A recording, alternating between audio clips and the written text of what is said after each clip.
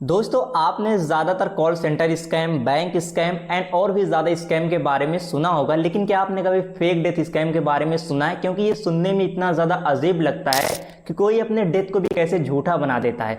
चलिए अगर मान लेते हैं कि उन्होंने अपने फेक डेथ को झूठा बनाया तो इससे उसका फ़ायदा क्या होगा? क्योंकि चाहे बैंक स्कैम या फिर कॉल स्कैम हो, इसमें लोगों को बहुत ही ज़्यादा प्रॉफिट होता है जो भी स्कैम करते हैं। अब चाहे कोई स्कैम करेगा तो उसको करोड़ों की तो प्रॉफिट होगा ही, लेकिन अपने डेथ को फेक दिखाने से क्या प्रॉफिट होगा? इसके पीछे मकसद क्या था?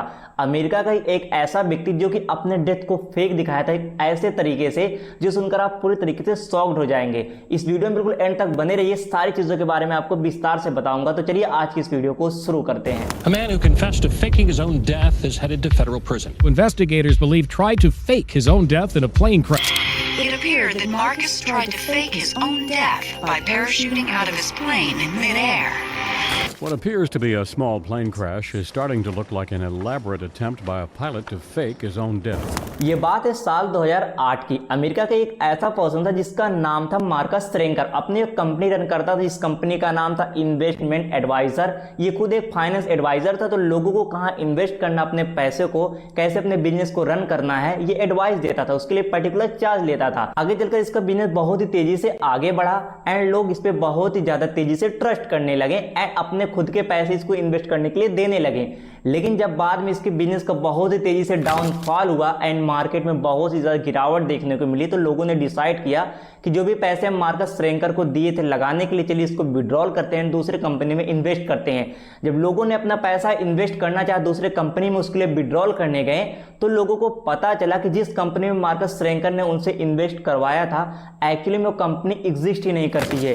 ये जानकर लोगों के होश हवास पूरी तरीके से उड़ गए एंड लोगों के साथ बहुत ही बड़ा स्कैम हुआ। जब सभी लोगों ने मिलकर ये केस दिखाया पुलिस को एंड जब ये मैटर पहुंचा कोर्ट में, तो कोर्ट ने बताया कि $5,33,000 इनको पे करना होगा पेनाल्टी के रूप में, अदरवाइज इनको बहुत ही लंबी सजा हो सकती है। अब क्योंकि मार्कस श्रेंकर के पास एक भी रुपया नहीं बचा था, तो कहां से इतना भारी अमाउंट वो पे करता? अब आप लोग सोच रहे होंगे कि इतना सारा पैसा तो उसने स्कैम किया था, तो पैसा गया कहां? देखिए फाइनेंस एडवाइजर होने के साथ साथ एक बहुत ही अच्छा पायलट था एंड इसको जहाज वगैरह उड़ाने में बहुत ही ज्यादा शौक था। इसके अलावा लग्जरियस लाइफ जीने में, कार वगैरह बाय करने में एंड प्रॉपर्टी वगैरह बाय करने में मार्कस श्रेंकर बहुत ही ज्यादा शौकीन था। इसलिए उसने सारे पैसे को उसी सब में इन्वेस्ट कर दिया था एंड जब कोर्ट ने उसको सजा सुनाया कि $5,33,000 आपको पेनाल्टी पे करना होगा, तो उससे बचने के लिए 11 जनवरी 2009 को उसने एक बहुत ही बड़ा प्लान बनाया। उसने एक प्लेन को लिया एंड वहां से फ्लाई कर गया। जब प्लेन बहुत ही तेजी से फ्लाई करने लगा तो उसने कंट्रोल रूम के पास कॉल किया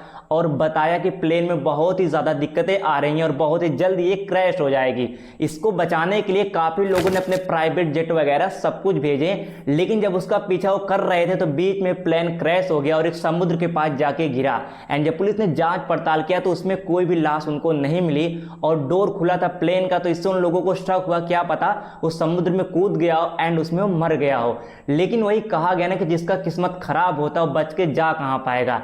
एंड आपको बता दें कि जब मार्कस श्रेंकर आगे बढ़े तो 2 दिन तक तो इधर उधर भटकते रहे। जब मार्कस श्रेंकर अमेरिका के एक सिटी में पहुंचा, वो काफी ज्यादा इंजर्ड था, तब लोगों ने उससे पूछा कि आपके साथ क्या हुआ, तो उन्होंने बताया कि एक बहुत ही बड़ा एक्सीडेंट हुआ है, मुझे रहने के लिए कुछ जगह चाहिए। तो लोगों ने उसकी मदद की, नजदीकी पुलिस स्टेशन के पास कॉल किया और पुलिस भी उसकी काफी ज्यादा मदद की, क्योंकि मार्कस श्रेंकर इतना बड़ा व्यक्ति तो था नहीं कि लोग उसको पूरे अमेरिका में जानते होंगे, तो इसलिए उसकी पहचान इजिली छुप गई थी। 2 दिन बाद मार्कस श्रेंकर ने अपने दोस्त के पास ईमेल किया कि देखिए वो प्लेन क्रैश एक झूठ था, प्लेन तो क्रैश हुआ लेकिन मैं वहां से पूरी तरीके से बच गया क्योंकि खिड़की से पैराशूट लेकर मैं कूद गया था और अभी मैं सेफ हूं और ऐसे में थोड़ा इंजर्ड हो गया हूं। और उसने कहा इस चीज को आप पूरी तरीके से गोपनीय रखिएगा, लेकिन उनके दोस्त ने चीज को गोपनीय रखने के बजाय पुलिस को फॉरवर्ड कर दिया और पुलिस ने उसको पकड़ लिया। बाद में जब पुलिस उसको कोर्ट ले गए तब वहां पर जज ने एक बहुत ही बड़ा सजा सुनाया। जज का कहना था कि अब आप $6.5 लाख पे करेंगे और आपको 10 साल की सजा सुनाई जाएगी।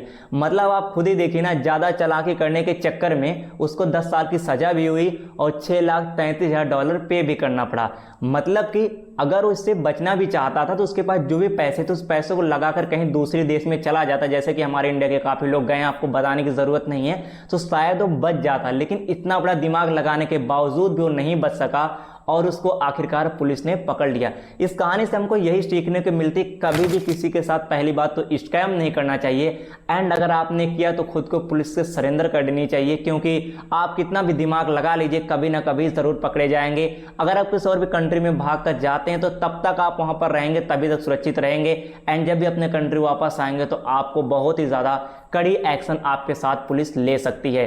अगर आप लोगों को वीडियो पसंद आएगी तो वीडियो को लाइक करें, एंड ऐसे ही अपडेट ऐसे वीडियोस के लिए हमें सब्सक्राइब करें।